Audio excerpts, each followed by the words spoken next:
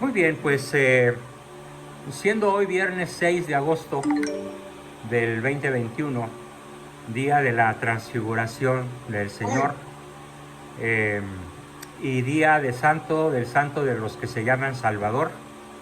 Así que por este medio mando felicitar a todos los que se llamen Salvador. Salvador fue mi padre, Salvador es un hermano mío y magníficos amigos por ahí. Vamos a dar inicio, a un ciclo especial que realmente va a consistir en una réplica.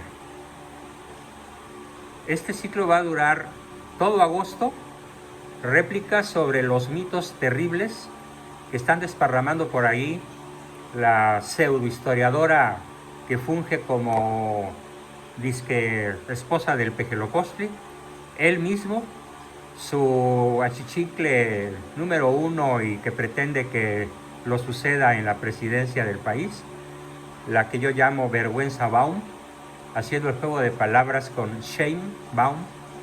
Al cabo, vergüenza, pues en inglés así se dice. Y realmente vale la pena aprovechar todo agosto para las réplicas, las 4 sesiones de agosto, 6, 13, 20 y 27 de agosto. Vamos a hacer la réplica sobre todos los mitos que se están desparramando, sobre la conquista, sobre Hernán Cortés. Ahora salieron con cambiarle el nombre a el árbol de la noche triste por el árbol de la noche victoriosa. Ya en un momento que empiece a darle explicación sobre ese tipo de cosas, pues lo más probable es que provoque una carcajada de burla generalizada en el grupo y en todos los que escuchen o vean este video, porque de veras podemos decir que no se miden. También en vista del cambio de nombre a la calzada México-Tacuba, que tiene cientos de años que así se llama, y que ahora la cambiaron por la avenida México-Tenochtitlán. Y parece que anda por ahí rumores de que quieren cambiarle el nombre a la Ciudad de México por Ciudad Tenochtitlán. Y ya estamos viendo en el Zócalo una réplica bastante grande y detallada de lo que fue el Gran Teocalli, pero por supuesto que nunca nos van a decir qué fue lo que pasó en ese Gran Teocalli. En su inauguración, que duró varios meses, hubo, según cronistas de la época, españoles que se dieron el lujo de contar las calaveras.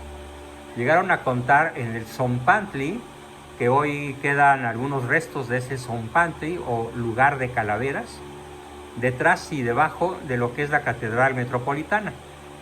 Dado que los misioneros españoles tuvieron a bien construir la catedral encima del principal lugar de sacrificios humanos, sangrientos, culminados con ritos caníbales, que haya existido en la historia de la humanidad.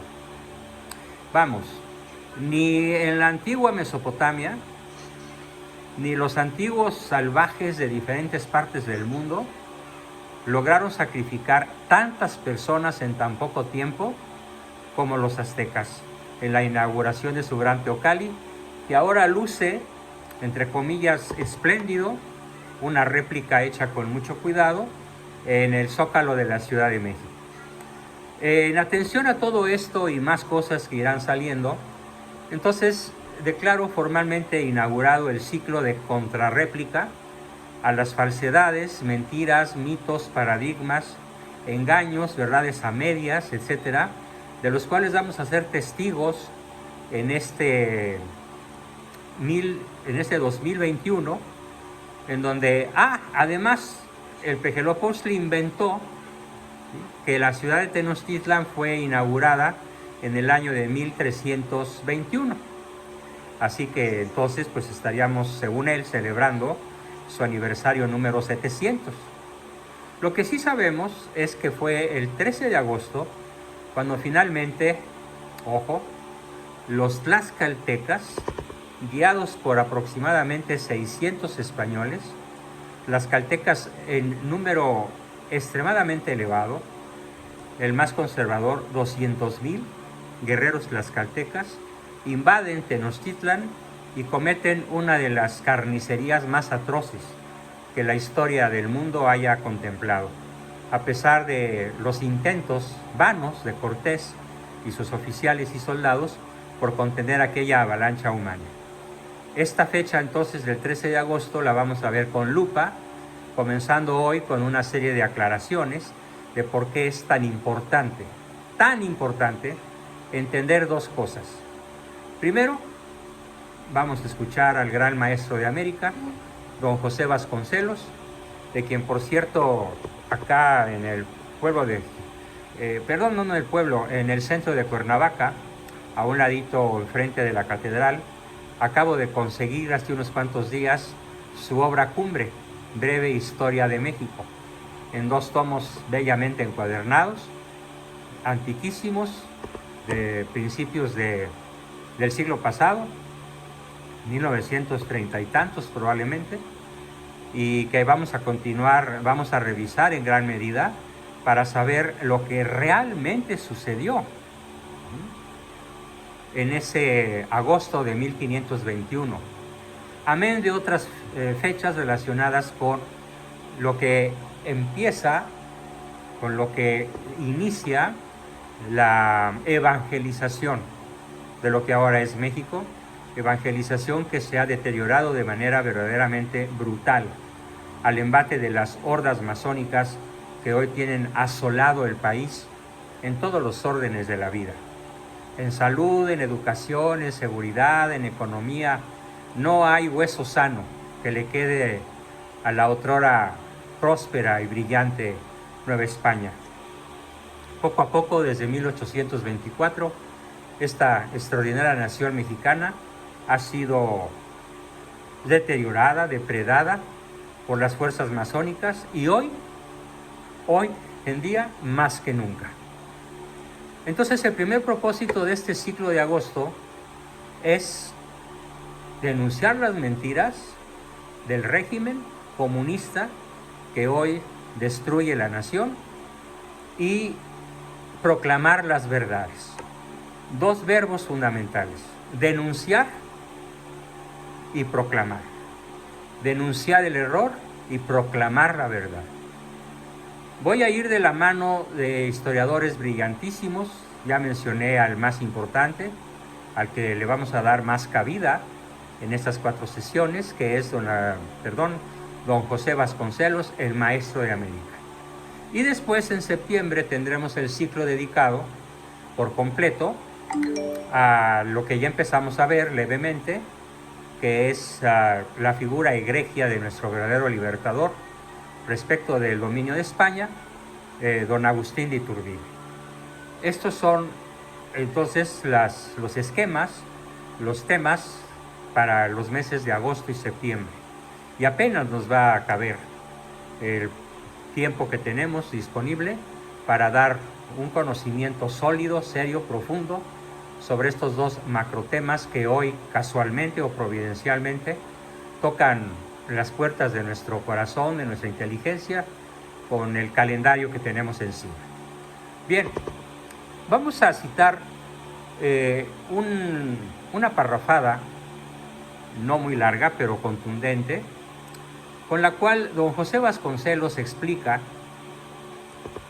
hace aproximadamente 80, 90, 70 años, el por qué prácticamente en México está prohibido, literalmente prohibido, conocer nuestra verdadera historia.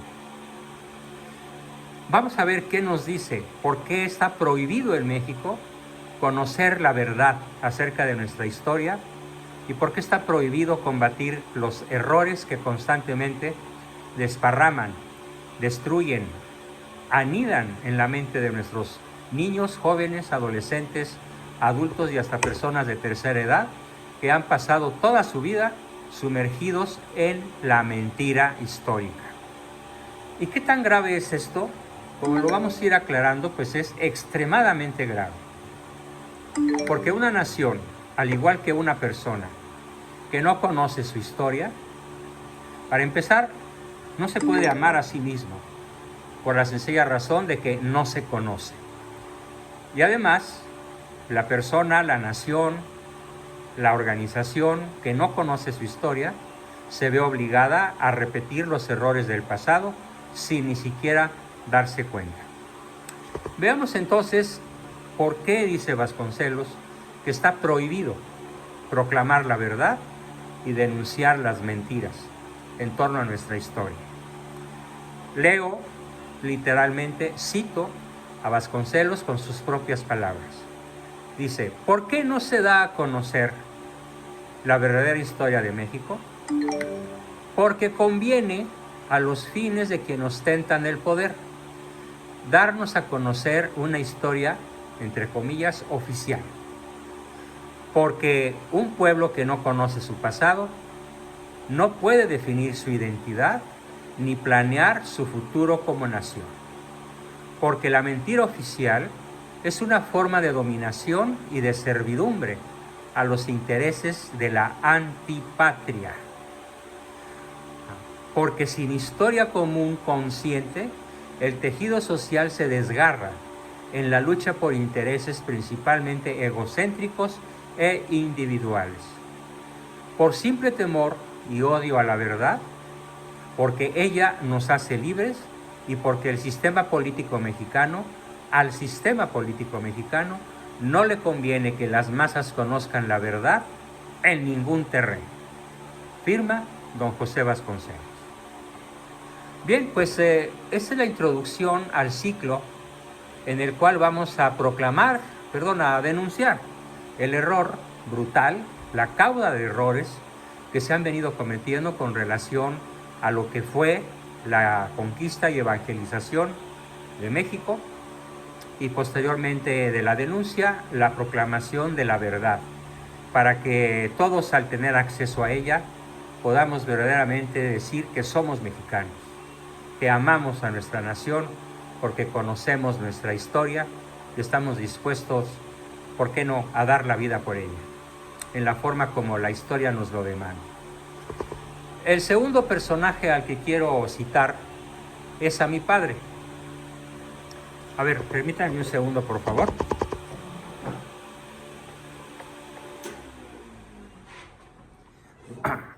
Es que tuve que apagar un ventilador muy ruidoso y que me estaba obligando a gritar mucho. El segundo personaje al que voy a citar literalmente, haciéndole honor a quien honor merece, pues es a mi señor papá, a mi señor padre, don Salvador Abascal Infante, cuyo onomástico durante muchos años celebramos todos los días 6 de agosto, hasta que un poquito antes de esta fecha, en el año 2000, entregó su alma al Creador, porque fue un hombre extraordinariamente íntegro, virtuoso, de una sola pieza, capaz de reconocer sus errores, por supuesto, y no cesar en su aprendizaje ni siquiera a los 90 años de edad, y no cesar en su trabajo, a pesar de lo que ya le costaba hacerlo, ni siquiera a esa edad tan avanzada. ¿Cuál es el párrafo que quiero leerles escrito por él acerca de esta necesidad de denunciar el error y proclamar la verdad? Veamos.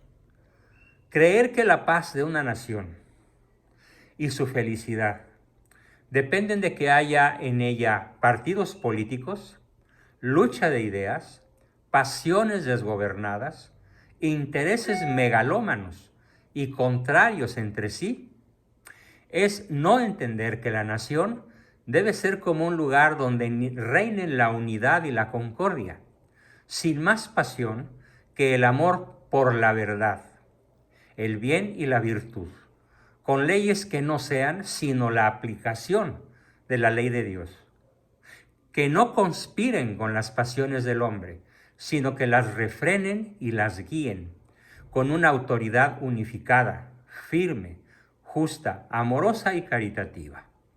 Firma, licenciado en Derecho y en Filosofía y Teología, don Salvador Abascal Infante, padre mío y de otros 11 hermanos, uno de los cuales murió muy pequeño.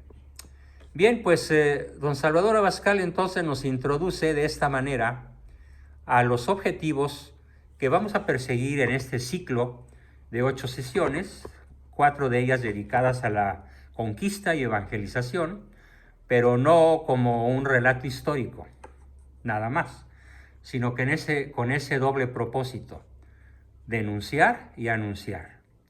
Y después, el ciclo de septiembre, anunciar y denunciar, o denunciar y anunciar, la verdad sobre lo que fue la independencia de México, que por cierto, haciendo honor a lo que fue verdaderamente la historia, nos duró solo unos cuantos meses. De septiembre de 1821 a junio de 1824, ni siquiera 3 años, porque a la caída de Iturbide, esa independencia respecto de la madre patria fue sustituida por una absoluta dependencia respecto de la potencia del norte, de los United States of America. Bien, entonces, ¿cuáles son los objetivos generales de este doble propósito? La denuncia y la proclamación. Vale la pena enfocarnos en esta sesión, introduciendo este ciclo formado por 8 sesiones.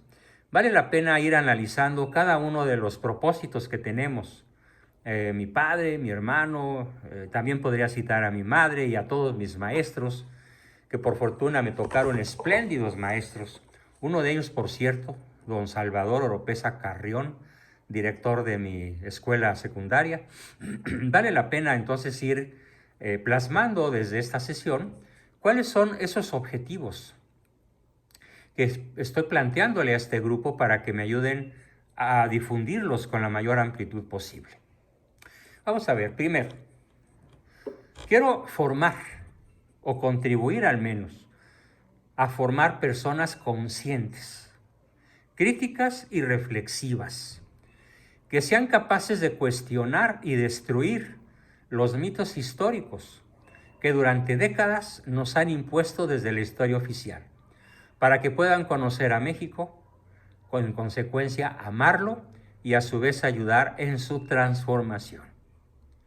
Tal vez no ya en su transformación, porque puede ser demasiado tarde, con un comunismo que prácticamente ya tenemos encima, apoyado además por el Foro de Sao Paulo y todos los proyectos de desgobernabilidad que parecen errores, pero que no lo son, que son actos perversos, orquestados desde las entrañas del poder masónico. Por eso digo que tal vez no transformar, pero sí cuando menos preservar, hasta donde podamos, nuestra identidad mexicana. Ese es el primer objetivo. Lo repito de manera muy sintética: formar personas conscientes, críticas y reflexivas. Que cuando escuchen que se cambiaron los nombres de diferentes lugares de las ciudades mexicanas, sepan distinguir que no se trata más que, como lo dice mi padre, ¿sí?, de un lugar en donde no reinan la unidad ni la concordia, sino más bien reinan el odio, el rechazo a la verdad y al bien y a la belleza y a la virtud, con leyes que no son la aplicación de la ley divina y que sí conspiran para hacer avanzar las pasiones de los que hoy detentan el poder. Profesor, no está grabando. No, sí estoy grabando, claro que sí, estoy grabando en mi celular, no te preocupes. Porque la grabación hecha en mi celular es de muchísimo mayor capacidad y limpieza y fidelidad que la que se hace directamente de la pantalla. Así que gozarán del video, no se preocupen. Ese fue el objetivo número 1. El objetivo número 2, formar seres humanos, aunque la palabra formar aparentemente es muy ambiciosa, pero estoy seguro que lo que vamos a estar revisando en este ciclo formidable, que a mí me tiene contento, entusiasmado y fascinado de poderlo compartir, formar pues seres humanos que se conciban como productos y productores. 2 conceptos: productos y productores de la cultura occidental cristiana, específicamente católica. ¿Se nos puede, profesor? Específicamente católica. Les ruego que las preguntas sean al final, por favor, apaguen todos sus micrófonos. Específicamente católica, que reconstruyan y recuperen su identidad como parte de su autorreconocimiento. Fíjense, nuestro autorreconocimiento como personas de bien nuestra autoestima pasa por nuestra identificación con la cultura occidental cristiana. Yo sostengo, y lo sostengo en coro con don José Vasconcelos, con mi padre y otros brillantes profesores que yo tuve a lo largo de mi vida. Si México no es cristiano, México dejará de ser. Y desgraciadamente el proceso de descristianización, que comenzó desde que llegaron los primeros masones con Hernán Cortés y comenzaron su labor subversiva de zapa y destrucción, al principio de modo muy soterrado, muy cauteloso, y cínica y abiertamente desde el Pacto de los Generales con Plutarco Elías Calles en 1928, repito, si México no es cristiano, más aún, si México no es católico, México dejará de ser. Y por eso el propósito fundamental de la horda que hoy desgobierna México es arrancar de la mente y del corazón, de la niñez, la juventud, la edad madura y la senectud, los valores, las creencias, los principios, las virtudes cristianas. Bien, tercer objetivo, desarrollar la habilidad cognitiva de todos nosotros, incluyéndome. La habilidad cognoscitiva, es decir, la habilidad para conocer. Porque en medio de tantas mentiras, ¿qué es lo que se pierde? No solamente se pierde el conocimiento de la verdad, sino que disminuye nuestra facultad cognoscitiva, sumergida esta en una maraña inextricable de mentiras. Así que desarrollar en todos nosotros la habilidad cognoscitiva para integrar la información y formación obtenidas en el proceso de nuestra propia investigación y de nuestro propio desarrollo. Como personas, como padres de familia, como marido, como mujer, como hijos, pero sobre todo en este caso como ciudadanos orgullosamente mexicanos, cuya identidad, repito, es una identidad católica. Entre otras muchas cosas, porque lo primero que hizo Cortés al desembarcar en Veracruz fue llamarla la Villa Rica de la Veracruz, es decir, de la verdadera cruz, y celebrar en ese continente la primer misa que hubo en todas estas tierras, desde Alaska hasta la Patagonia. Es el acto fundacional sobre el cual en su momento penetraremos agudamente para conocer la grandeza de esa celebración eucarística en tierras hoy veracruzanas.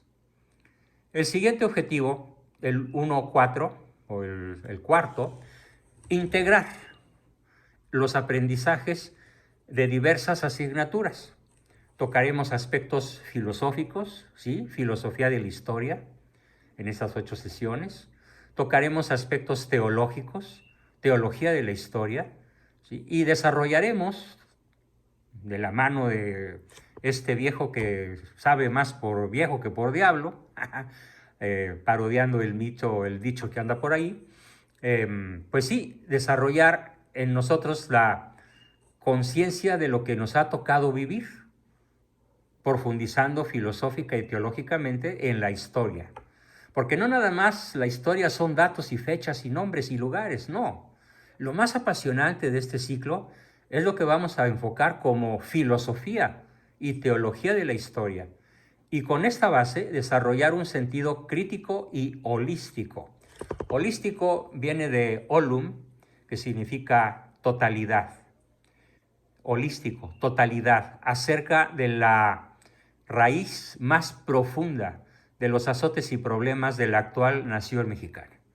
¿Cuál es la raíz más profunda de los azotes que hoy nos golpean con singular crueldad? Al grado que muchos editorialistas brillantísimos han definido al malo, a Manuel Andrés López Obrador, de una manera contundente e insuperablemente verídica. El rostro de la crueldad. Así es como lo describen de la manera más profunda, más justa y más descriptiva. Pero no solamente él, por supuesto, sino toda la horda comunistoide, izquierdosa, masónica que lo rodea y lo tiene todavía en una especie de altar idolátrico. El quinto objetivo de este ciclo de 8 sesiones: generar conciencia crítica de las condiciones del momento en el cual nos tocó vivir. La pandemia, la inseguridad, la violencia intrafamiliar, el bajísimo nivel educativo, la corrupción, el narcotráfico y tantos azotes más que solamente pueden ser entendidos bajo la rúbrica, bajo las premisas que estamos desarrollando. Si no desarrollamos a fondo estas premisas, nos vamos a quedar como el chinito que se quedó milando sin saber qué sucedía y por qué sucedía.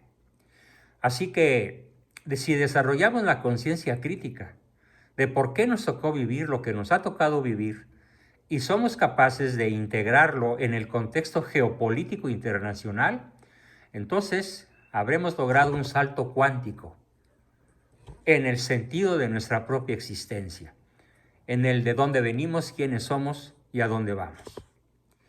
El sexto objetivo: aprender a expresarnos sobre estos temas de manera oral y escrita correcta, para manifestar nuestras ideas aprendidas de modo claro, convincente y preciso. Tan claro y preciso como Hernán Cortés, libertador del indio. Hernán Cortés, evangelizador de México. ¿Sí?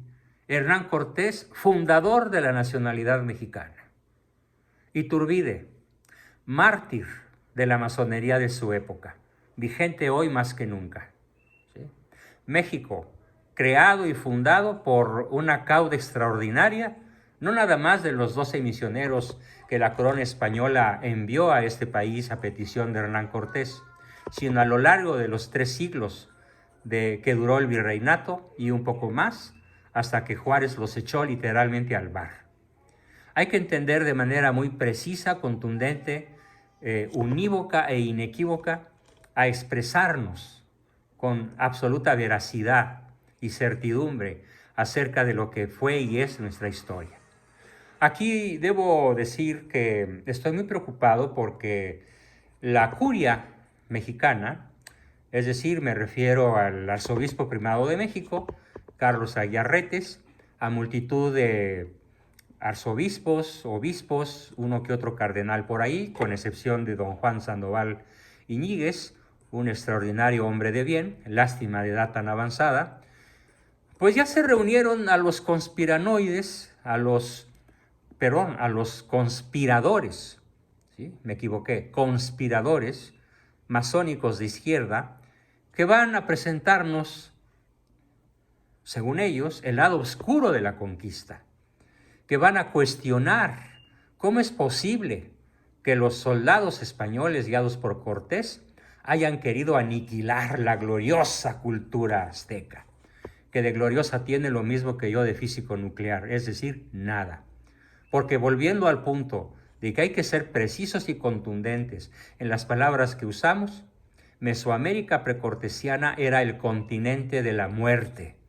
No solamente no había cultura, sino una subcultura y una contracultura centrada en los ritos sanguinarios y caníbales que, de haber durado unas cuantas décadas más, hubieran aniquilado a la población de lo que ahora es el centro de México y varios estados a la redonda, como el Estado de México, Hidalgo, Morelos o su equivalente en aquella época. Así que un séptimo objetivo derivado de los anteriores, lo diría yo así: adquirir conciencia y compromiso social basados en relaciones empáticas y de respeto incondicional a todas las personas, pero ojo, incluyendo a los adversarios, ¿sí? Pero sin admitir que todas las ideas, costumbres y preferencias son buenas de modo intrínseco. Hay que distinguir entre la persona y sus errores, entre la persona y sus pecados. Así es como Cristo lo divide. Ama al pecador y da la vida por él, pero odia y detesta sus errores y sus pecados. Nosotros tenemos entonces que ser absolutamente intolerantes con el error. Con las personas que cometen esos errores, Nos conviene ser empáticos, nos conviene ser caritativos, nos conviene, a lo mejor en alguna ocasión especial, dialogar, aunque ya sabemos que con el error, el mal y el pecado no se dialogan, se les combate. Pero sí es muy importante esta idea central. No podemos admitir que todas las ideas, costumbres y preferencias son buenas de modo intrínseco.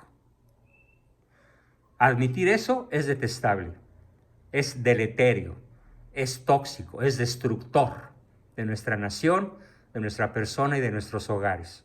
México y sus desastres solo se explican porque nadie le cierra el paso al mal, ni siquiera la iglesia, salvo unos 4 o 5 pastores que hoy están dando la cara por los otros centenares que no la dan.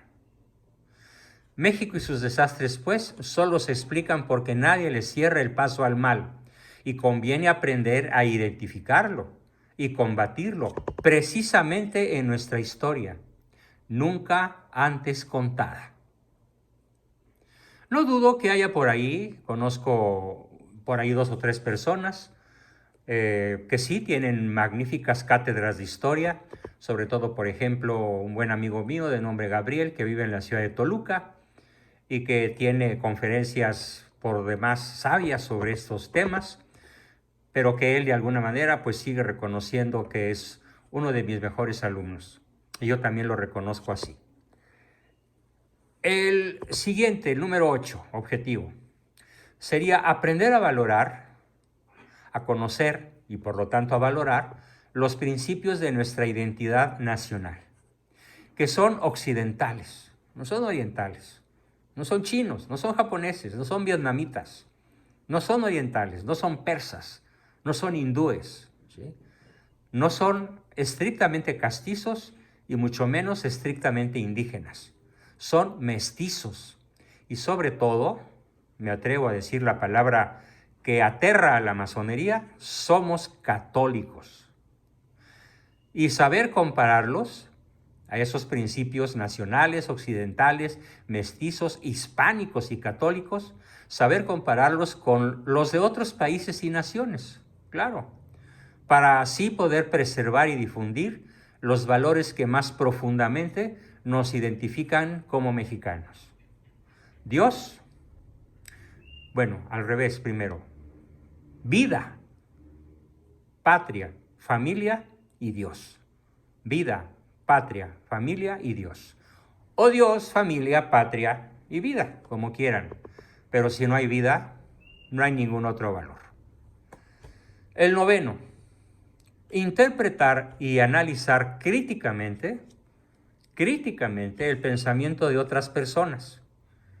Sí, por ejemplo, de los escritores de esa famosa colección llena de mentiras y de lagunas llamada México a través de los siglos, o analizar e interpretar los textos de los libros de texto que ni son gratuitos ni son verdaderos, sino que es una reverenda colección de mentiras en donde por cada 10 palabras, 9 de ellas son falsas y la que es verdadera es como el burro que tocó la flauta de casualidad.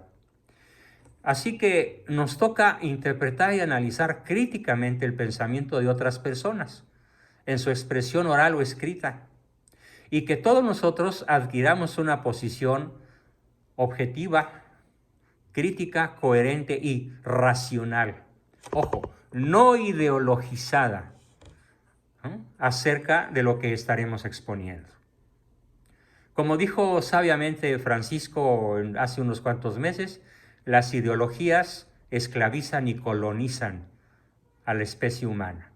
Así que combatiremos las ideologías, particularmente las 3 o 4 más en boga, que son, primero, la ideología de género o mal llamada perspectiva de género. Segundo, la ideología comunista con todas sus variantes, desde el rosa pálido hasta el rojo profundo, y las dos que probablemente se meten más en la conciencia de los mexicanos sin que se den cuenta, que son el relativismo, que sostiene que nada es verdad, que nada es mentira, que todo es del color del cristal con que se mira. Nada más brutalmente falso que esto.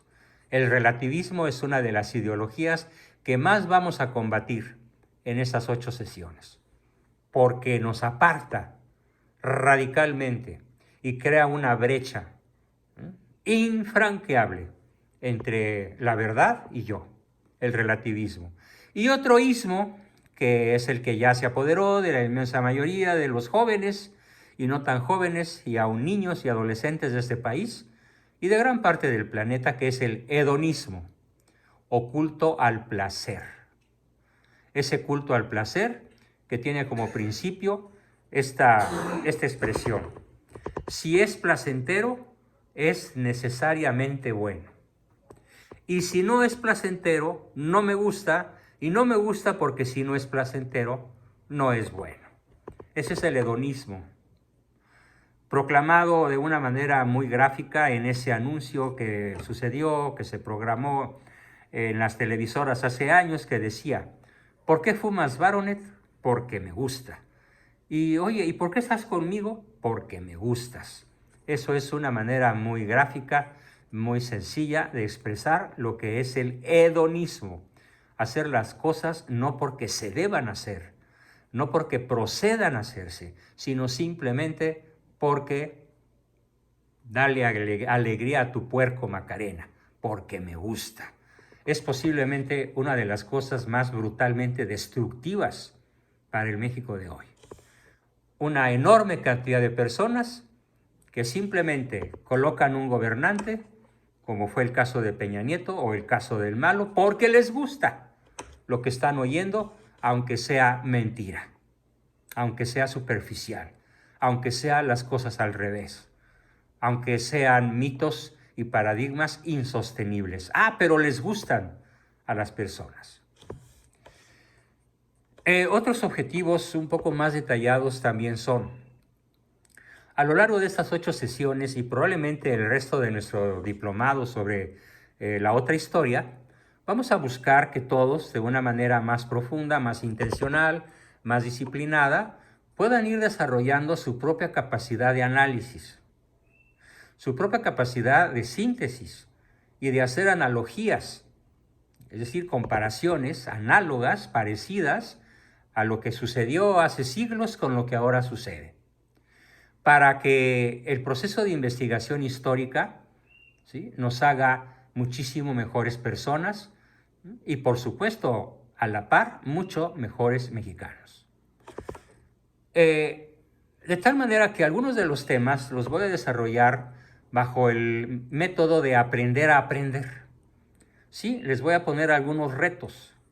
Les voy a hacer en algunos momentos preguntas muy agudas, no para que se sepan de memoria algo. Nunca voy a preguntar: ¿qué sucedió el 15 al 16 de septiembre de 1810? No. ¿O qué sucedió el 27 de septiembre de 1821? No. Sino, por ejemplo, ¿cuáles son las causas que movieron realmente a los mal llamados libertadores, o emancipadores, o insurgentes? ¿Qué es lo que verdaderamente pretendían obtener? Este tipo de preguntas nos va a ayudar a aprender en y para la vida, incluyendo habilidades para observar. Cuando ustedes abran, ya sea en su computadora o físicamente, un periódico o una revista, puedan observar de un vistazo, puedan clasificar, organizar, sintetizar y buscar información objetiva sobre nuestra historia oculta por el sistema, oculta de modo intencional. De tal forma que dejen de tragar ruedas de molino, porque muchas veces en el chat privado, con las preguntas que me hacen, con los comentarios que recibo, me doy cuenta de que todavía abundan muchísimas personas que siguen pasando de noche sobre lo que hoy está sucediendo en México. Y ¿por qué no? Si se ignora lo que aquí sucede, con mayor razón se ignora lo que está sucediendo a escala geopolítica. Y como dicen los grandes pensadores realistas de este momento histórico, hoy el planeta está tan interconectado que un aleteo de alas de una mariposa en el Océano Pacífico puede provocar un tifón en las costas del Atlántico. Claro, no deja de ser un retrócano exagerado, pero de alguna manera tiene mucho de verdad. Así que otra de los objetivos que me propongo, y para eso tendremos algunos debates, algunas discusiones, claro, no tenemos adversarios en el grupo, pero sí podemos pedirles a algunos que lo hagan de abogados del diablo en su momento, para poder argumentar, para poder tomar decisiones y resolver problemas en su contexto natural y social, con base en la gran maestra de la vida, la historia. Es la gran maestra de la vida, la historia. El que conoce su historia personal, el que conoce la historia de su familia, el que conoce la historia de su nación, podemos decir que tiene una identidad propia, profundamente sólida y con los ojos bien puestos en, y lo diré con una sola palabra, la eternidad. De otra manera, carecer de todo esto nos da la carencia de rumbo. Es como una embarcación que en medio del océano, sin velas, sin timón, es prisionera de los caprichosos vientos que a veces soplan de modo favorable, a veces soplan de costado y te pueden derribar sobre el costado contrario al que quieres, a veces soplan por el frente y te hacen retroceder, hasta que en un momento dado puedes sucumbir, como sucumbió el famosísimo submarino del capitán Nemo en aquella formidable historia que se llamó 20.000 leguas de viaje submarino, cuando perdió el rumbo y la capacidad de gobernar su nave. Bien, también vamos a buscar promover una cultura de investigación en este campo tan inexplorado, al menos en nuestro México. Así que llegará un momento en que les pida, por favor, como tarea, como aportación al grupo, a ver, búsquense qué nos dice Bernal Díaz del Castillo sobre la caída de Tenochtitlan en su obra monumental, Verdadera historia de la conquista de la Nueva España. Libro que se encuentra en la red, que es gratis y lo podemos bajar y darle el tamaño de letra necesario para poderlo leer con comodidad. Verdadera historia de la conquista de la Nueva España, por ese oficial del ejército de Cortés, glorioso, valiente, audaz, inteligente, culto, que fue don Bernal Díaz del Castillo. Así que promoveremos pues una cultura de investigación en este campo tan inexplorado, al menos en nuestro México. Algo de las cosas que sorprendía mucho a mi padre cuando él viajaba a la ciudad de Washington, D.C. o a Austin, Texas, para traer a México documentos de la historia de México, era el nivel tan sorprendentemente alto en comparación al mexicano común que tenían los estudiantes de high school, ¿sí?, de Austin y de Washington, que fueron las dos ciudades que él más conoció, en multitud de viajes a traer material de la historia de México, porque la mayor parte de este material está en la Universidad de Austin, Texas, y en los archivos nacionales de Washington, curiosamente. Y el estudiante promedio norteamericano de high school ha practicado este punto, el desarrollar la capacidad de investigación sobre la historia de México. De tal forma que se puede decir que un chamaco de 16, 17 o 18 años que cursa el high school en su tierra tiene muchísimo más conocimiento de la historia de México que el promedio de los universitarios mexicanos. Es verdaderamente patético, verdaderamente vergonzoso. Así que cuando menos una magnífica revancha en este grupo será elevar lo más posible nuestra capacidad de investigación, conocimiento en lo que es la verdadera historia de México. Que no sea yo el único que investiga y el único que propone, sino que sea algo que la totalidad del grupo acepte con ganas, con gusto, con inteligencia y con tenacidad, porque esa es la mejor manera de aprender. Investigar por cuenta propia. Otro objetivo que me propongo es Que ustedes quieran, no quiero hacer que quieran, no quiero hacer que hagan, sino hacer que quieran, desarrollar las virtudes esenciales para la construcción del conocimiento e interpretación objetiva del mundo, de la realidad, como ella es, liberándonos de la propia opinión subjetiva, convertida esta muchas veces en dogma de fe. Lo voy a reducir a 2 palabras.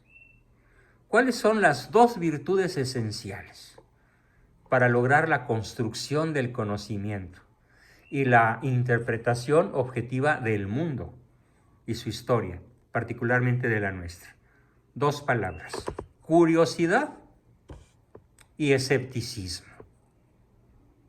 Curiosidad por lo novedoso, por lo diferente, por lo nuevo, por lo que intuimos que no sabemos, y buscarlo.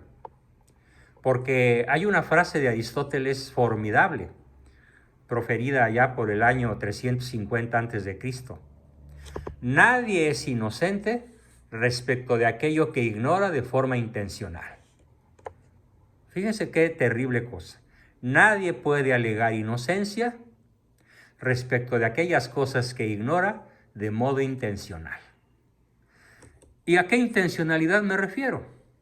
Pues a no estructurar tiempo para investigar, para leer, para preguntar, para cuestionar.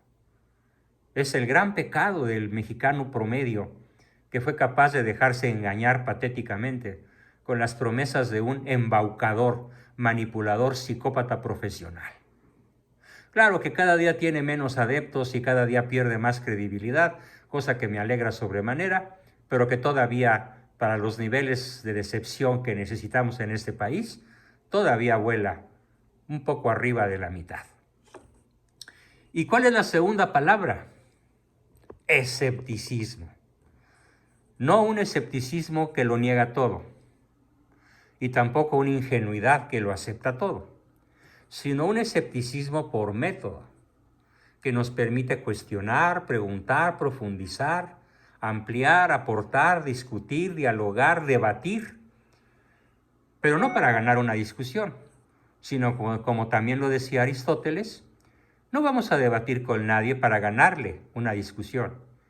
Vamos a debatir para avanzar todos en el conocimiento de la verdad. En este caso, en el conocimiento de nuestra verdadera historia.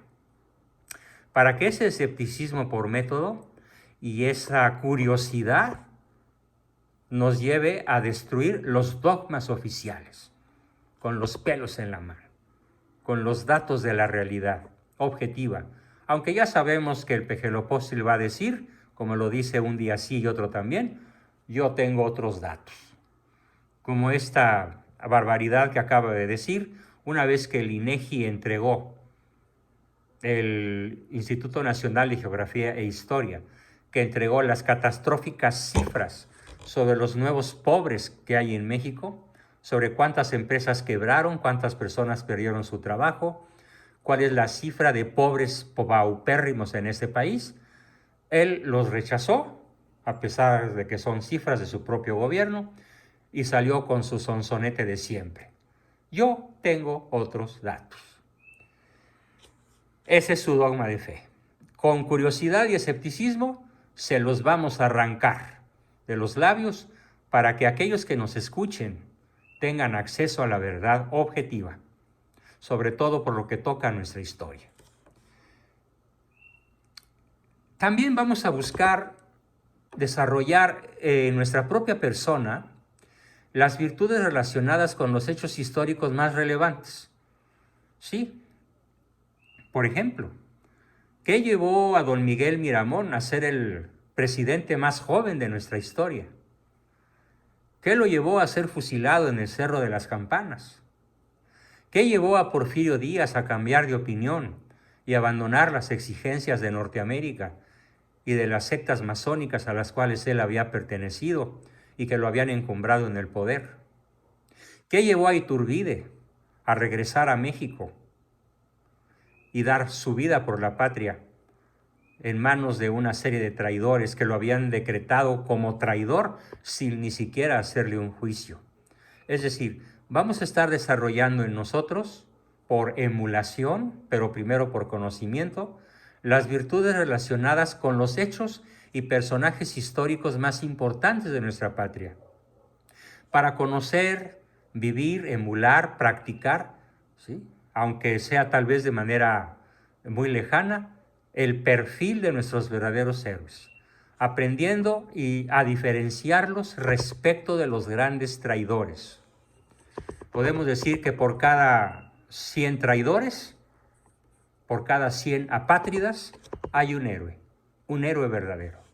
Bueno, también de los traidores vamos a conocer sus vicios, ¿sí?, sobre todo de la época, de las dos épocas que estaremos desarrollando en este ciclo.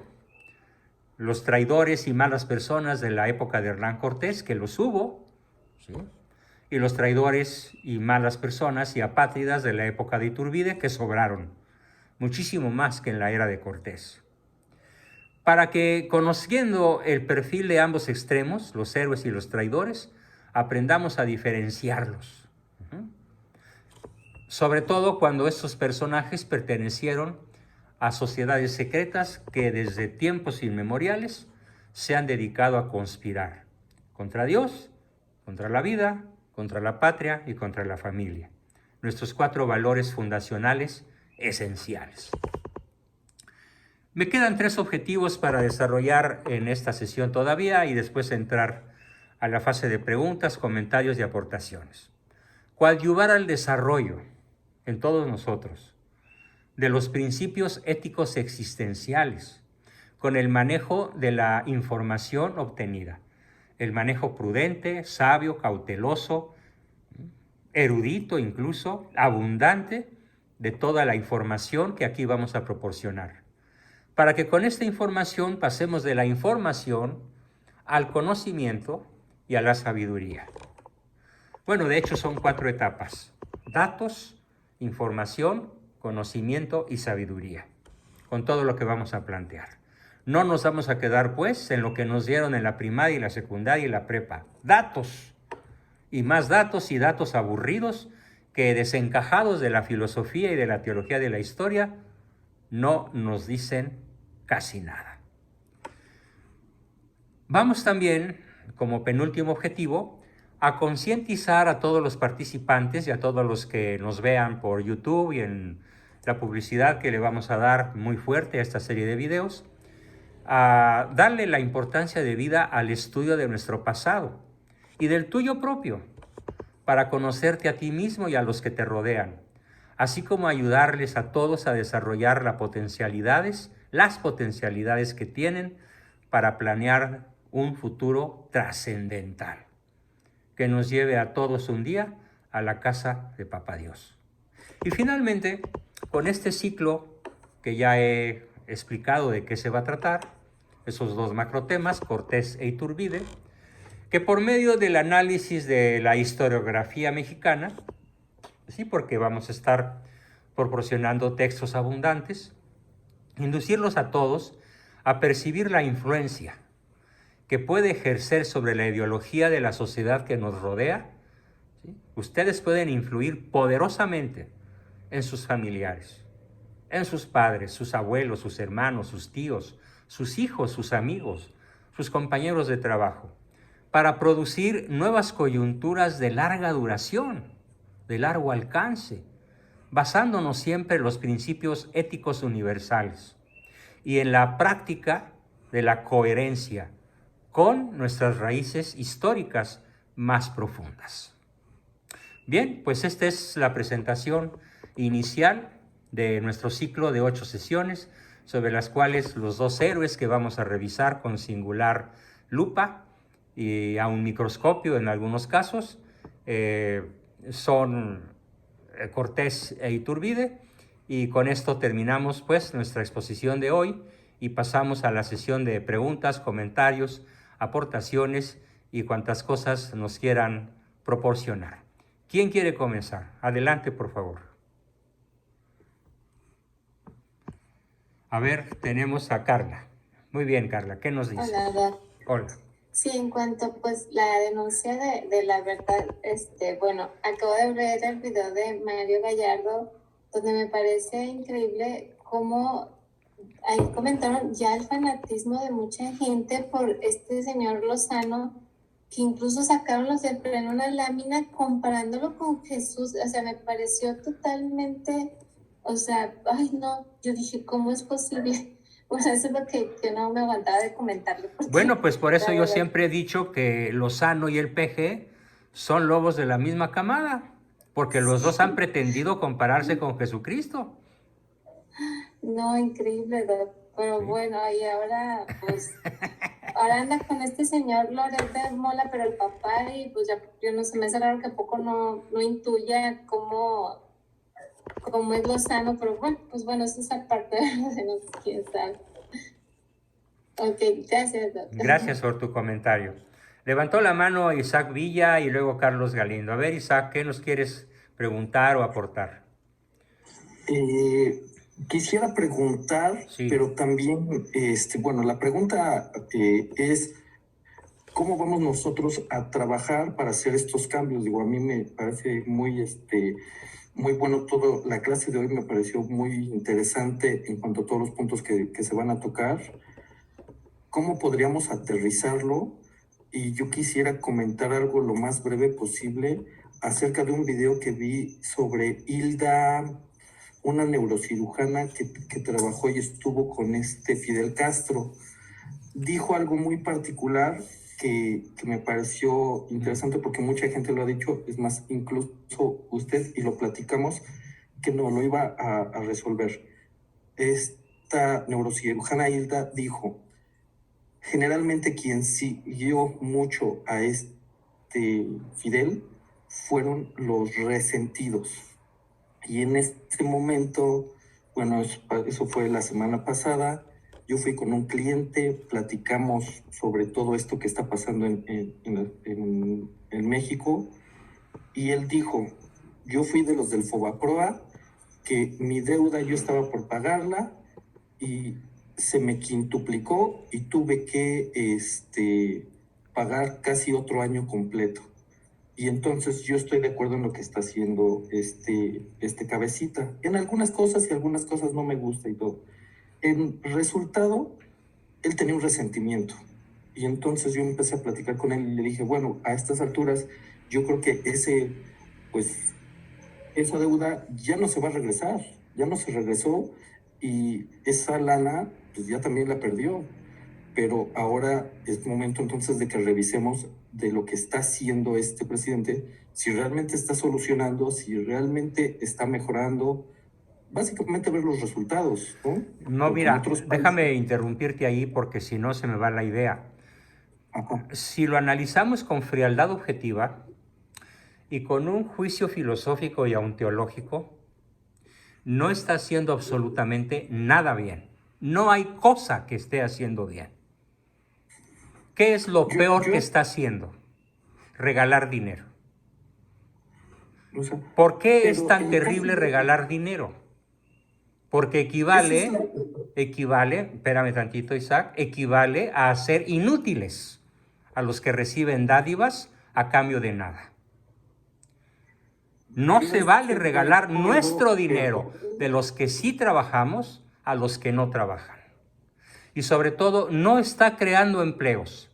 Los datos dados por el INEGI esta semana declaran una pérdida brutal de la generación de empleos y un cierre masivo de empresas y un incremento extraordinario de los pobres de este país a los que él dice que ama tanto. Los ama tanto que los multiplica. No hay cosa sana que él esté haciendo. Déjame aclarártelo con absoluta precisión. no, yo estoy Continúa. completamente de acuerdo en eso y sé que todo lo que está haciendo es un guión que ya lo han hecho en otros países. Sí, Pero claro, entonces, Venezuela, Cuba, claro, Nicaragua. pero al fin y al cabo es la perspectiva de muchas personas Sí. y yo ahora comprendo a esta señora Hilda de Cuba que decía que hay muchos resentidos. Aquí en México yo me di cuenta en el grupo en el que estoy de WhatsApp con muchos amigos que son más de 20 que creen que son pobres porque otros los han robado. Tienen un resentimiento y por eso apoyan a este gobierno. Claro. Entonces, yo estuve platicando con ellos durante la semana pasada. El resultado fue que de 22 personas que estaban en ese grupo, solamente 2 fueron a votar en la consulta. Todos los demás ya no fueron a votar. En el circo de la consulta. Yo dije, caramba, este grupo que era completamente amlover, cambió. Pegeliano, pues fíjate qué labor tan importante hiciste, Isaac, felicidades, muy bien.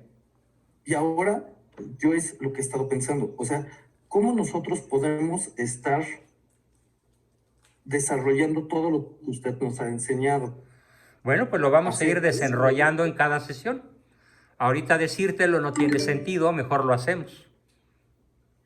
Prácticamente lo vamos a ir haciendo, ¿ok? Y desde luego cuento mucho con tu participación, bueno, con la de todos, pero pues con los que levanten la mano antes que otros, pues contaremos un poquito más. ¿Ok, Isaac? Bien, Estamos magnífico. trabajando. Gracias. Carlos, levantaste la mano, adelante. Buenas noches, disculpe que voy a hacerle una observación a todos ustedes allá en México. Ajá.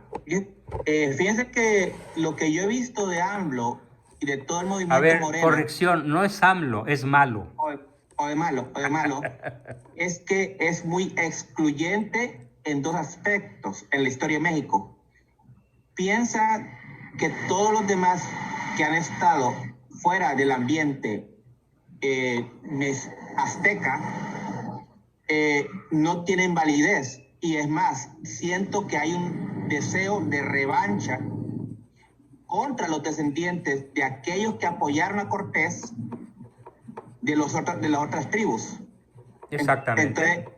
Entonces ahí yo miro que es injusto, para empezar.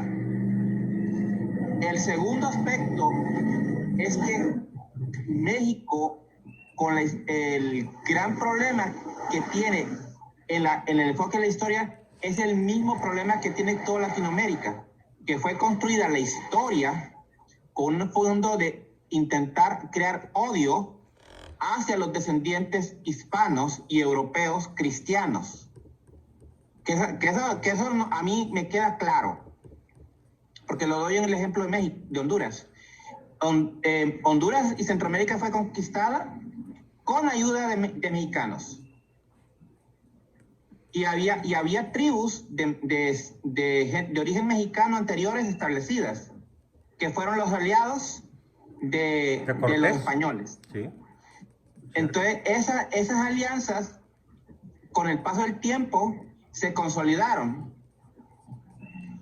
Y la gente que quedó rezagada, porque no tenía el conocimiento ni la preparación, eran las otras tribus. Muy cierto. Y los que estaban más cercanos al poder entraron directamente al área de la esfera europea mediante el mestizaje.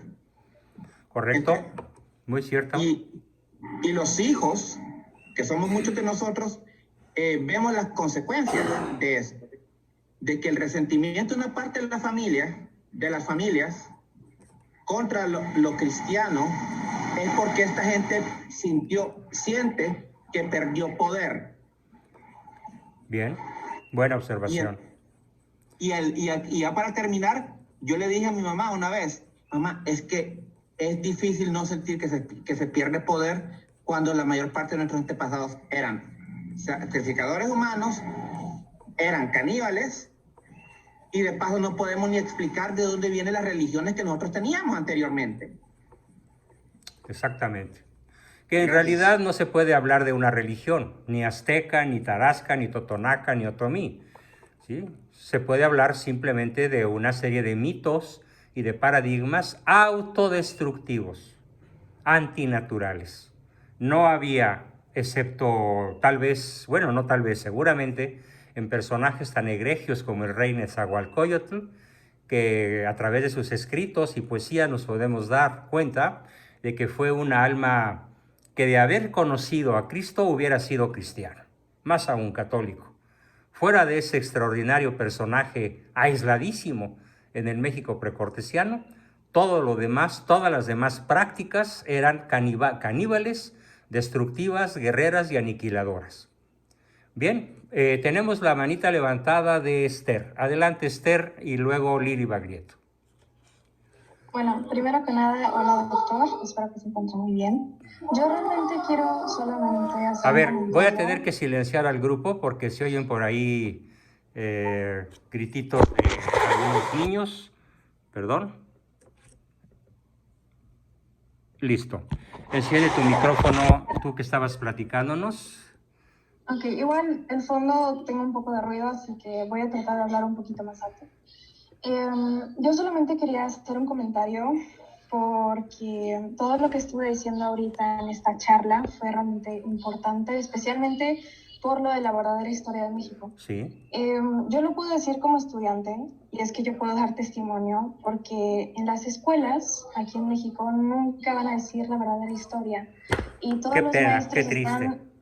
están justamente con ese chip ya puesto de que solamente porque la SEP lo dice, tienen que enseñarle eso a los niños. Y no se ponen a investigar todavía más a fondo si es que no se cuestionan, esa es la palabra correcta, no se cuestionan las cosas de la verdadera historia que nos implantan y nos empiezan a enseñar eso. Y entonces así van a seguir con todas las generaciones y va a ser el mismo disco rayado, la misma canción y no va a mejorar porque la gente no se interesa, porque tienen, no sé, no tienen hambre para No aprender tienen, más perdón cosas, que no te tienen sed interrumpa, de ni conocimiento. curiosidad ni escepticismo. Exacto. Exactamente. Y eso justamente, ese punto en especial, lo de ser curioso y realmente cuestionarse las cosas y buscar otras perspectivas, me tocó mucho, porque yo la verdad soy una persona bastante curiosa y Te yo creo que felicito. si yo no fuera curiosa, yo no estaría aquí. Por supuesto, y además eres muy aprendiendo. joven y nos honras muchísimo con tu presencia tan joven. ¿Bien? Gracias. Sí. Bueno, eso era todo. Magnífico. Un comentario haciendo corolario o haciendo una referencia a tu propio comentario y también al que hace rato nos decía alguno de ustedes, Isaac Villa.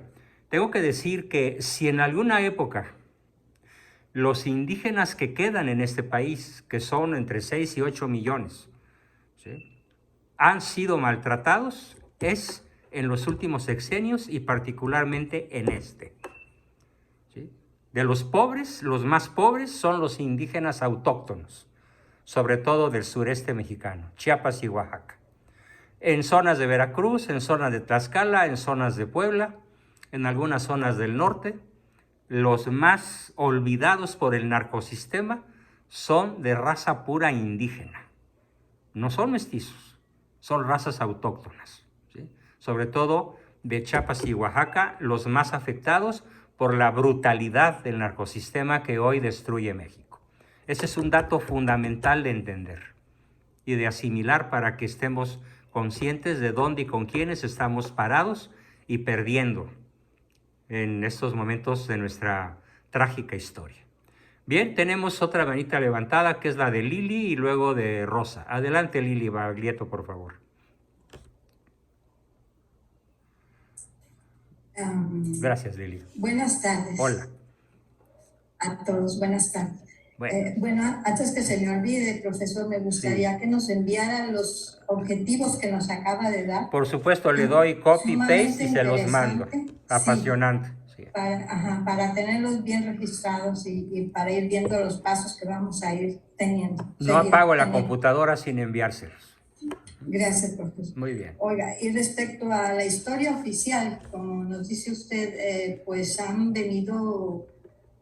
eso ha producido muchas cosas negativas en la gente.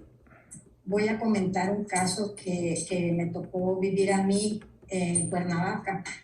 El señor Manuel Suárez era dueño de un hotel muy bueno e importante ahí, un señor español. Se llamaba el Hotel Casino de la Selva. Ah, sí, una triste historia, claro. Sí, y con unos grandes murales del doctorato y de varios pintores famosos y todo. Bueno, pues el señor Suárez decidió mandar a hacer una estatua ecuestre de Cortés. Muy bonita, no, bueno. Y la puso afuera del hotel. Entonces empezaron a vandalizarla, a rayarla, a hacerle de todo. Y él mandó construir una plataforma de 10 metros de altura y lo puso arriba para que nadie lo tocara. Ya este señor murió, su hijo heredó el hotel y el hijo lo vendió después a unas transnacionales. El lugar que, por cierto, destruyeron, que tenía un gran bosque, una cosa muy bonita. Sí, yo me acuerdo de niño, era un lugar maravilloso, sí. Sí, un lugar precioso. Entonces, esa estatua quedó ahí arrumbada. Qué horror. Y después desapareció y nunca la quisieron poner.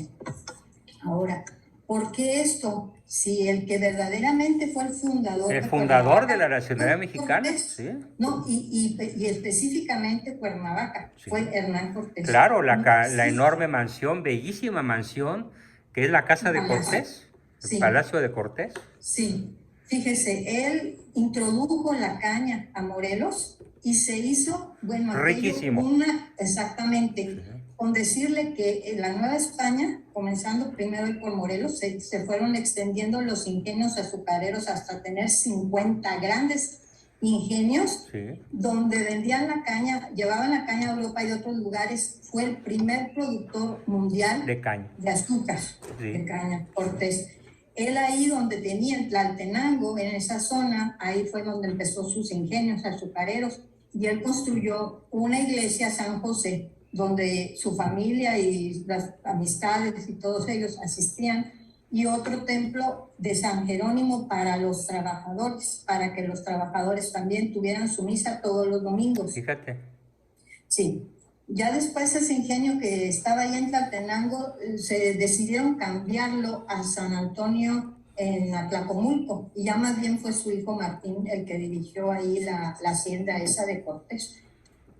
Pero él todo el tiempo hizo muchísimo por Cuernavaca. La catedral él la hizo también, fue en tiempo, él la mandó a hacer para los franciscanos, el palacio ese tan grande también, y muchísimas cosas y cosas benéficas para el lugar, y sin embargo ni una sola estatua, ni un solo recuerdo y nada que quieran de él. Ahora nos vamos a España, en Madrid, por ejemplo. Hay estatuas de San Martín, hay estatuas de Bolívar, hay estatuas de Bernardo Higgins, hay estatuas de Sucre, hay estatuas de Hidalgo. Inclusive en la fecha de la independencia hay gente de ahí, ¿verdad? No sé si serán mexicanos o españoles o ambos, y les llevan sus arreglos florales y les hacen ahí pues como un homenaje. Entonces yo no entiendo, pero como dice usted, ese fue el odio que se ha ido a través de las escuelas. ¿Qué es lo que van a hacer ahora? El de generar a los niños a través de las escuelas, desde el kinder. Y de esa forma, pues, se ha creado un odio tremendo, tremendo contra España. Sí, es el odio a la madre patria verdadera, no a la España actual, que es una España comunista, y en donde los católicos están reducidos ya a menos de la mitad. Y claro, tienen un líder formidable, que es don Santiago Abascal, el presidente de Vox, el partido de centro-derecha español, que parece que tiene cierta capacidad y ciertas esperanzas de poder reconstruir a la verdadera madre patria sobre los escombros de lo que dejó ya el comunismo y todos los ismos que acabo de mencionar en mi exposición. Sí. La ideología de género, el comunismo, el relativismo y el hedonismo. ¿Sí? Correcto. Ya por último, precisamente los de Vox, y encabezados por Santiago Abascal, están creando un grupo para ayudar a Iberoamérica a tratar de sacar el comunismo de todos los países de aquí de América Latina. Y última pregunta, ¿usted conoce a Miguel Zunzunegui? Lo he oído mencionar y creo que es un buen historiador. Mucho. Sí. Sí. Zunzunegui. Zunzunegui. Él escribió un libro también muy bueno sobre Cortés. Bueno, ese era mi...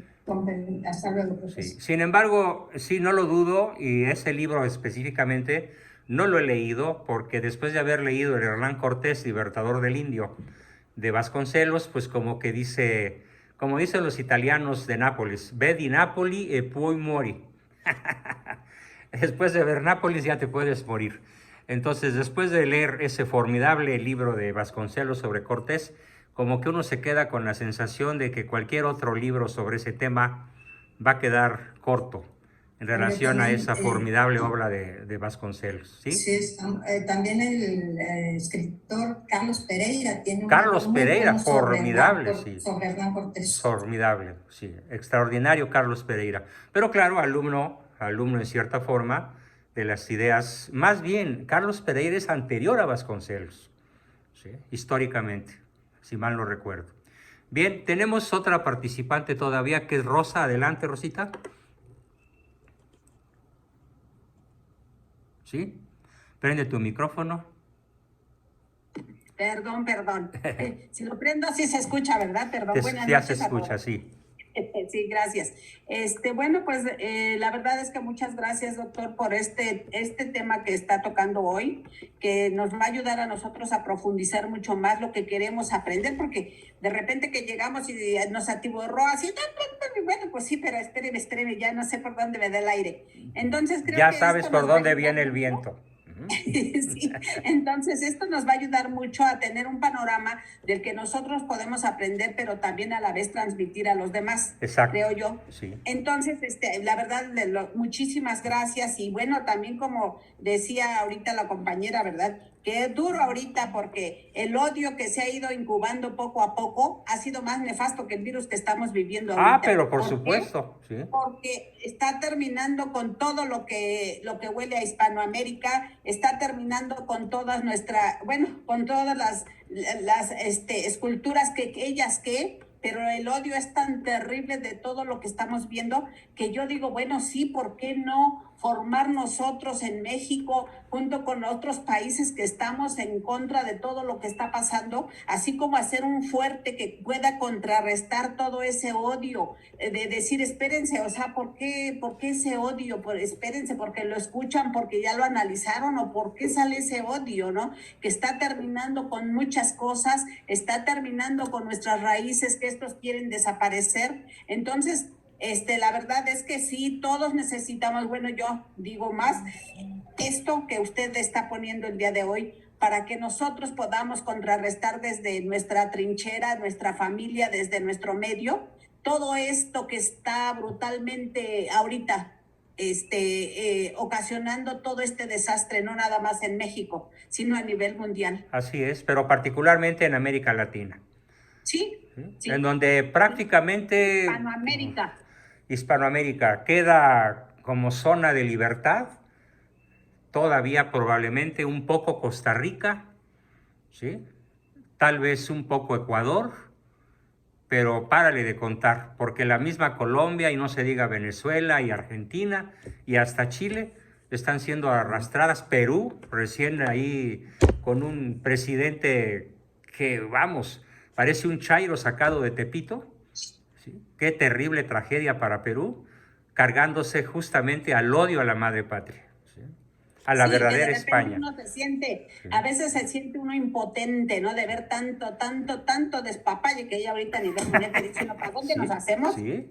¿Verdad? Pero bueno, esto de hoy, yo creo que todo esto nos va a ayudar a nosotros a tener más claridad de nuestras ideas, más profundizar más nuestro conocimiento para que a través de eso nosotros también podamos hacer frente a todo este desastre. A este tsunami de mentira, lodo, y no lo quiero decir en francés porque se oye muy feo, ¿sí? Okay. Muchas gracias, doctor. Muchas gracias por tu excelente aportación, Rosa. Gracias. Y bueno, pues una última pregunta y nos vamos. ¿Quién quiere hacerla? Una última aportación.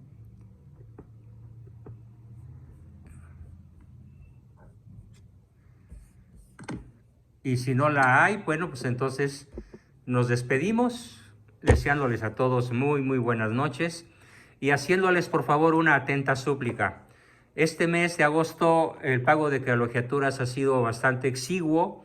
Si tienen algún problema, por favor, negócienlo conmigo, pero sí busquen por favor apoyarme con la mayor rapidez posible, porque particularmente en esta época de enfermedad necesito muchísimo del apoyo pecuniario de todos mis alumnos para poder seguir adelante con todos nuestros proyectos, porque pues con dinero baila el perro y chilla la manteca, ¿no?